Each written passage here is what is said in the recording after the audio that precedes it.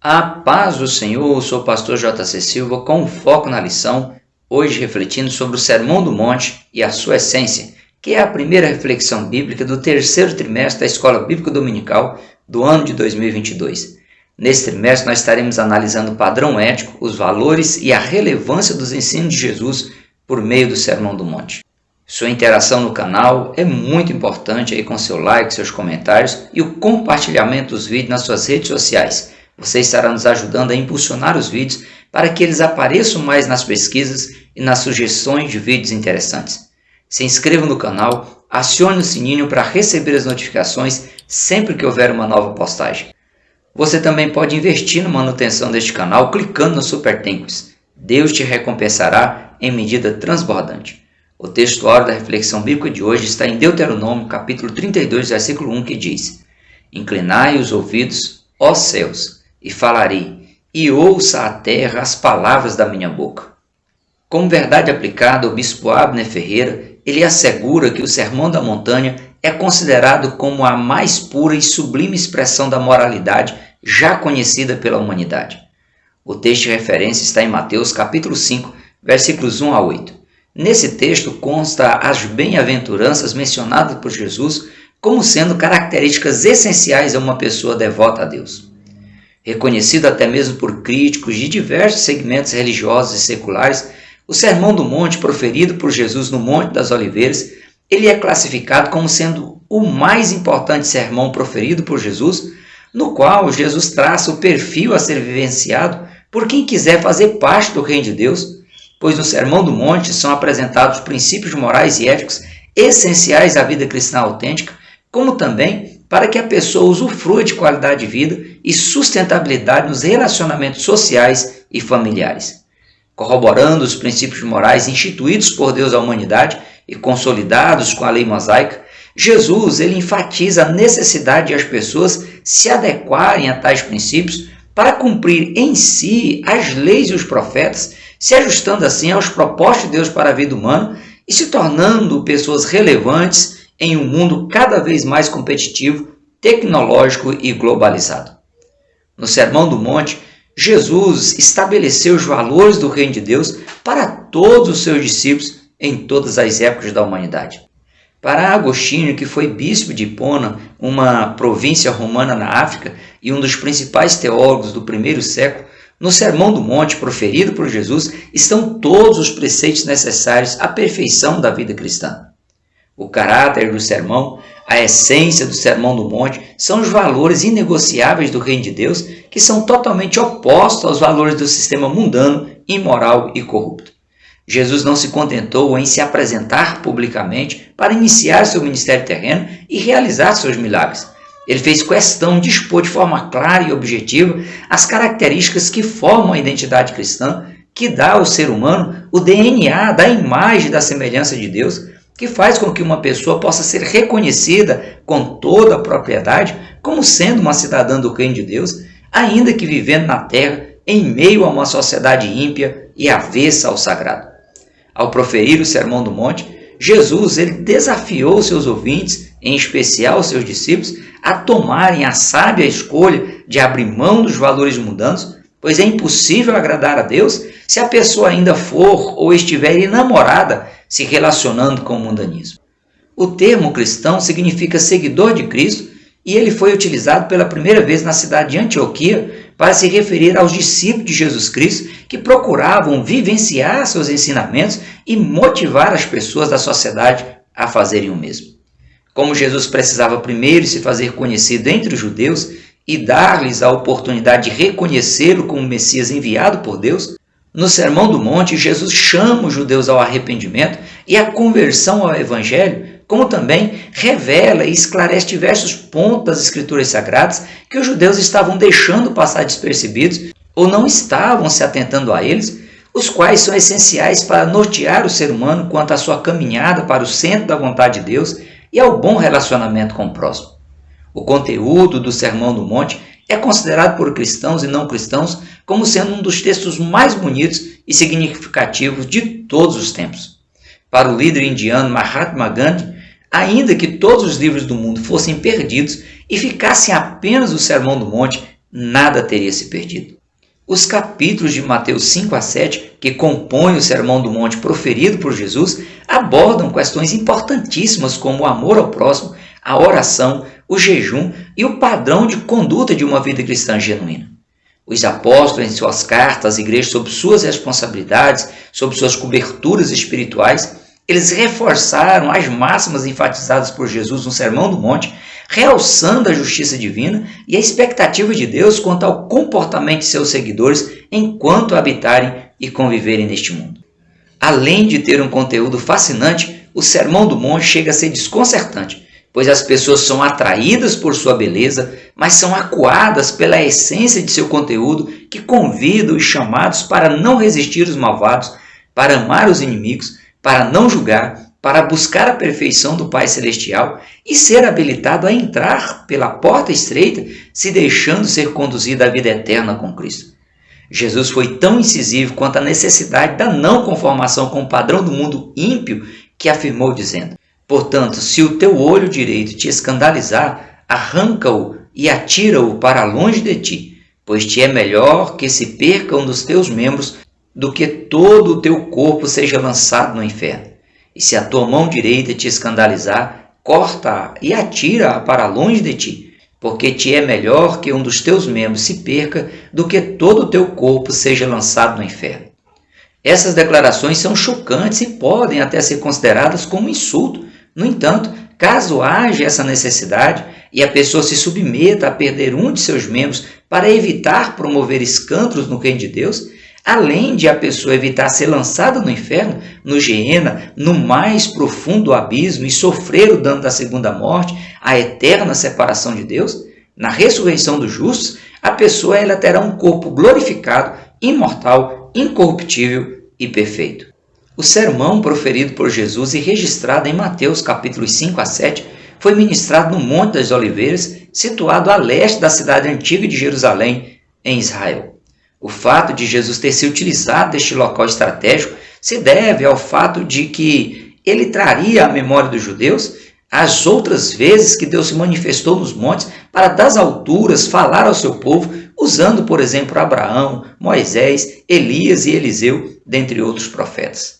Em um dos casos que Deus usou Moisés no Monte Sinai para falar ao povo, rememorando as instruções repassadas a eles, Moisés disse: o Senhor teu Deus te despertará um profeta do meio de ti, de teus irmãos, como eu, a ele ouvireis. Completando a fala de Moisés, Deus afirmou dizendo: porei as minhas palavras na sua boca, e ele lhes falará tudo o que eu lhe ordenar. A diferença do profeta prometido em relação a Moisés foi que Moisés recebeu de Deus as tábuas da lei para instruir ao povo, e Jesus, como profeta anunciado, ele não recebeu tábuas de Deus com instruções escritas para repassar ao povo.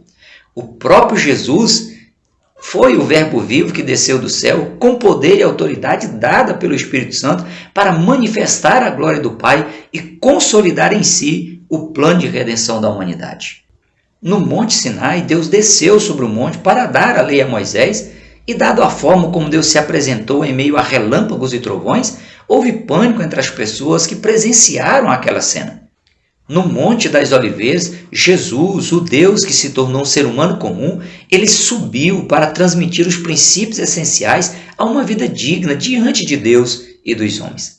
Diferente do que ocorreu no Monte Sinai, no Monte das Oliveiras, Deus encantou o mundo, não apenas pelo conteúdo do sermão, mas pela simplicidade e a acessibilidade na qual Deus se apresentou à humanidade para dar a oportunidade de as pessoas se aproximarem dele, o tocarem e serem relevantes para Deus, para si mesmos e também para a sociedade. Há quem afirme que Jesus sabia que estava colocando diante das pessoas ideais impraticáveis e impossíveis de serem vivenciados. No entanto, além de denunciar a hipocrisia nas sinagogas e nas ruas da cidade de Israel, Jesus evidencia que a prática dessa regra áurea, vivida e ensinada por ele, mesmo que em pequena escala, é plenamente possível, torna as pessoas felizes, as ajudam nos seus negócios e em todas as esferas das vidas física e espiritual. Os princípios ensinados por Jesus revelam que, servindo aos outros, a pessoa ela serve aos propósitos de Deus e serve também a ela mesma. Quanto à conduta padrão dos cidadãos do Reino de Deus, ela deve ser o resultado natural de a pessoa ter internalizado e consolidado como verdades absolutas os princípios ensinados por Jesus. Ou seja, os princípios ensinados por Jesus no Sermão do Monte não são necessários para uma pessoa se tornar cristã, mas eles devem ser uma realidade visível por quaisquer pessoas na vida de quem se denomina cristã, de quem se denomina seguidora de Cristo, em quaisquer circunstâncias e situações boas ou ruins da vida. Para que seja possível o ajuste humano aos propósitos de Deus, os profetas pregaram mensagem exigindo que as pessoas se arrependessem de seus pecados e se voltassem ao Senhor. João Batista, o precursor de Cristo, o próprio Cristo e os apóstolos na igreja primitiva também fizeram o mesmo, convocaram o povo ao arrependimento. A condição sem a qual ninguém verá a Deus continua sendo a mesma. Por isso, cabe à igreja cristã proclamar à humanidade que se arrependa dos seus pecados, se converta a Cristo, internalize e consolide em si os princípios cristãos para ser uma pessoa santa, por passar a viver e a vivenciar a conduta padrão dos cidadãos do Reino de Deus. O padrão de vida cristã é totalmente oposto, portanto, diferente em todos os aspectos do padrão de uma vida mundana, ímpia, imoral e corrupta. Não basta estar entre os cristãos, se dizer uma pessoa cristã, se passar por cristão e ser denominado de cristão.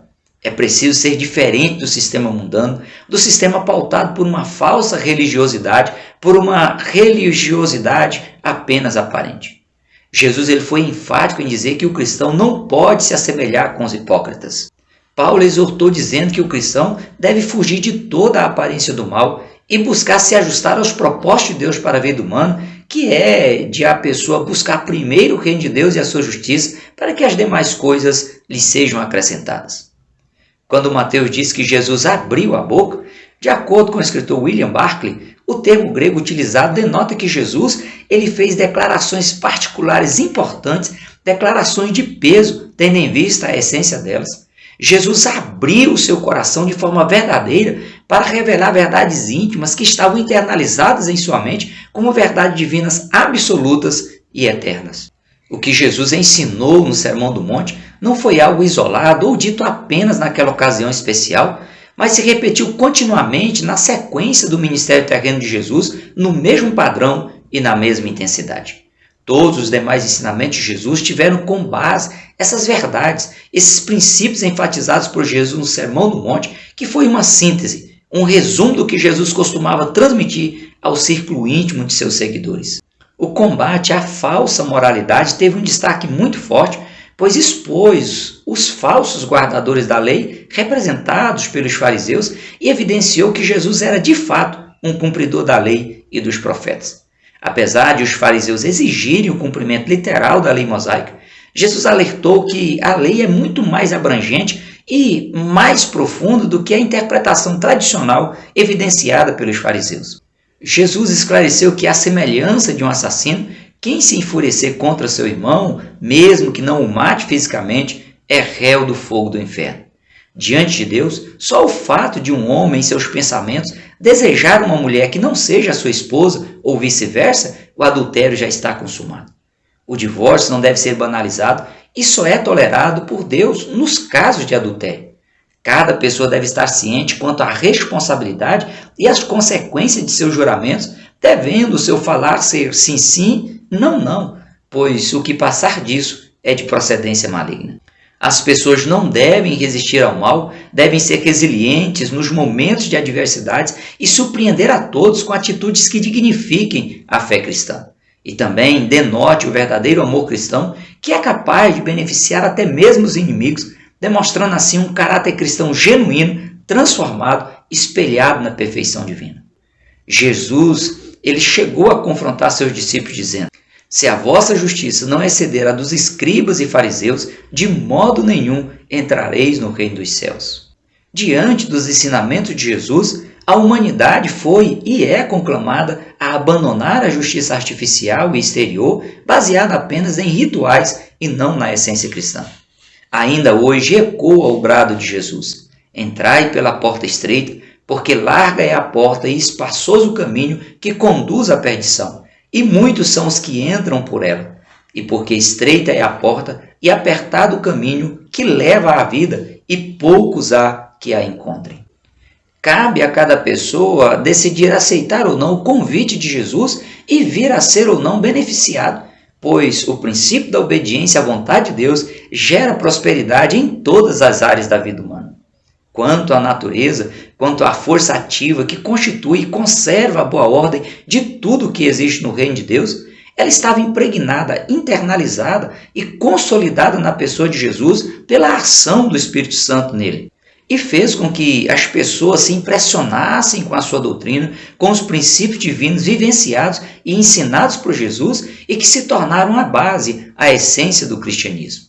Como os fariseus haviam distorcido o sistema de valores instituídos por Deus, Jesus ele ressignificou o sistema de valores morais e éticos de forma que parecia algo totalmente novo, mas na realidade Jesus apenas estava recolocando as coisas nos seus devidos lugares, como foi instituído por Deus no princípio. Por serem valores totalmente opostos ao que era experimentado e difundido na época, Jesus comprovou que a humanidade estava e ainda está buscando a bênção de Deus de forma equivocada, com base no antropocentrismo egocêntrico que coloca Deus, ora como um carrasco que tem prazer em punir e amaldiçoar as pessoas na tentativa insana de culpar a Deus pelas mazelas da humanidade, ora colocando Deus como alguém que deve realizar sem questionar os caprichos humanos à semelhança de um escravo diante dos seus senhores feudais. Nesses dois extremos, é impossível de a bênção de Deus ser concretizada na vida de uma pessoa. É lamentável constatar que, por vezes, muitos cristãos querem se dar ao desfrute de poder fazer o que as pessoas ímpias fazem, pois dizem eles, os direitos são iguais para todos. Mas veja o que Jesus diz quanto ao que de fato tem valor diante de Deus. Qualquer, pois, que violar um destes menores mandamentos e assim ensinar aos homens, será chamado menor no reino dos céus. Aquele, porém, que os cumprir e ensinar, será chamado grande no reino dos céus. Porque vos digo que se a vossa justiça não exceder a dos escribas e fariseus, de modo nenhum entrareis no reino dos céus. Ainda que aos olhos humanos os valores do reino de Deus pareçam não ter sentido, do ponto de vista de Jesus, para se ter uma vida abençoada e próxima nos mundos físicos, material, emocional e espiritual, é preciso que a pessoa pratique tais regras que são diferentes, regras que são opostas das regras mundanas. De acordo com os valores do reino de Deus, o consolo divino só é derramado sobre corações quebrantados. O mundo é de fato dos que são verdadeiramente humildes.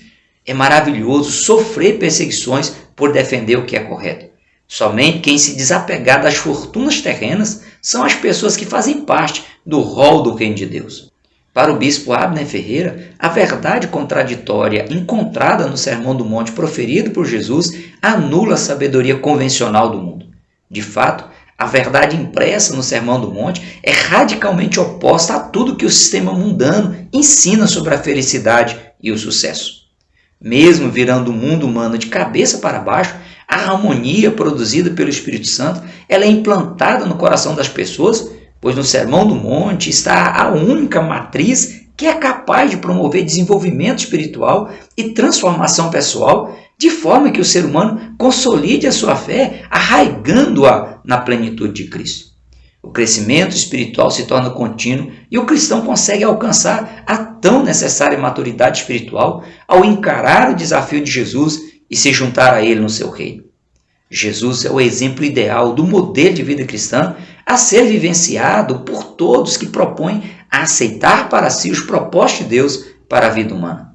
O bispo Abner Ferreira ele reforça em seus comentários que, apesar de o Sermão do Monte oferecer o modelo ideal do discipulado, essa meta se apresenta dentro de uma compreensão realista da vida humana diária que será transformada pela participação da pessoa na vida em conformidade com a nova aliança.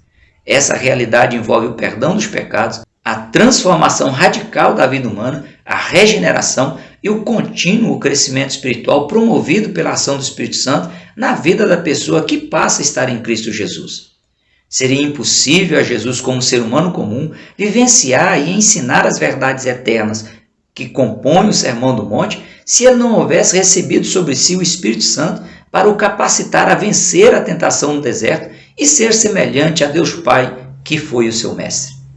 O Sermão do Monte é extremamente esclarecedor acerca da justiça de Deus e de como Jesus deseja que seus seguidores se comportem enquanto habitarem neste mundo ímpio, imoral e corrupto. O convite de Jesus para que a pessoa abandone a justiça humana, rejeite as práticas farisaicas baseadas nas aparências e na falsidade, continua ecoando, precisa ser aceito e colocado em prática. O bispo Abner Ferreira, ele assegura em seus comentários que viver de acordo com os ditames das Sagradas Escrituras é ser diferente e viver o inverso do padrão que o mundo oferece às pessoas a fim de estimular nelas o orgulho humano, o pecado, a corrupção e tudo mais que Deus abomina. Esse é o desafio de vida para o cristão que deve internalizar e consolidar em sua vida a poderosa mensagem transmitida por Jesus no Sermão do Monte. A partir do Sermão do Monte, entenda que ainda existem muitas outras bênçãos esperando aqueles que se propuserem a se ajustar aos princípios divinos impressos nele. Que Deus, por meio da ação do Espírito Santo, te ajude a ser um destes. Por hoje nós ficamos por aqui. Até o próximo encontro, se Deus quiser. Prossiga na paz do Senhor.